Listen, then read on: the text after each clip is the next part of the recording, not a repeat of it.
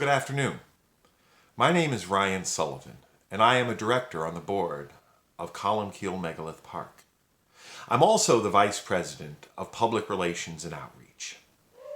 Yesterday, the Columkille board made a heart-rending decision to cancel or postpone events at Columkille until further notice.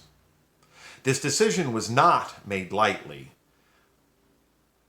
but we are confident it was the right one for our community and their health safety at this present time. At the same time we made this decision, we as a board committed to providing our community new ways of interacting with the park, with its history, with its current events, and with the way we will continue to be a sanctuary during these troubled times. This video is the first in those efforts. Our founder, the Reverend William H. Cohea Jr., had a dream on a Scottish island many decades ago that became the reality of Columkille Megalith Park. This reality was not accomplished alone. Many people helped Bill bring Columkille into being. None more so than his long-term friend, associate, partner, and companion through 5 different decades of life, Frederick Lindqvist. In his later years, Bill wrote several books, which are available to the community at the Voyagers Lounge, or in these times, by mail through our website. Today I'm going to read a small segment from Bill's Blue Book, From the Beginning to the Beginning.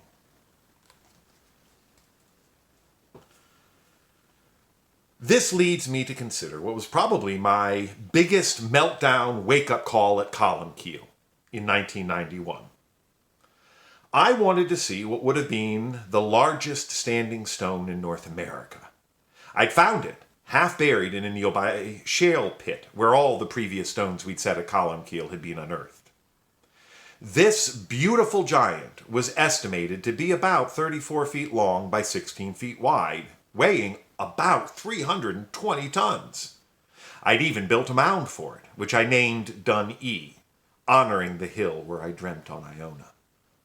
But it soon became apparent there was no practical, read affordable, way to move it. So I came up with the brilliant idea of trying to split it into 3 pieces and bring it up 100 tons at a time. I remember the day I stood on the side of the mountain up above it and watched the crew I'd hired drill into the stone and set the dynamite charges. Next thing I knew, 20-ton pieces and all kinds of fragments were raining down all over the place.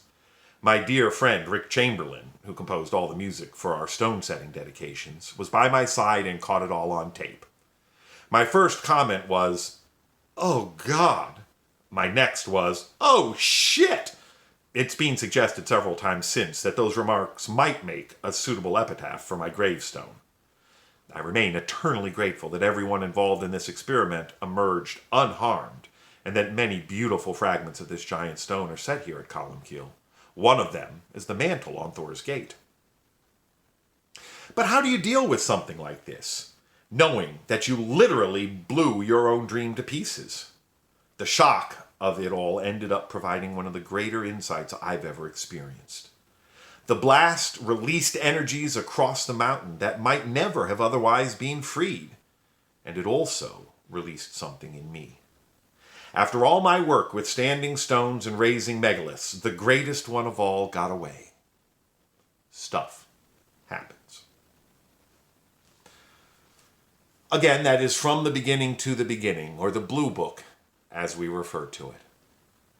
I hope this finds everyone in our extended Columkille community as well as they may be and staying safe and sane. Till next time. Goodbye from the Stones.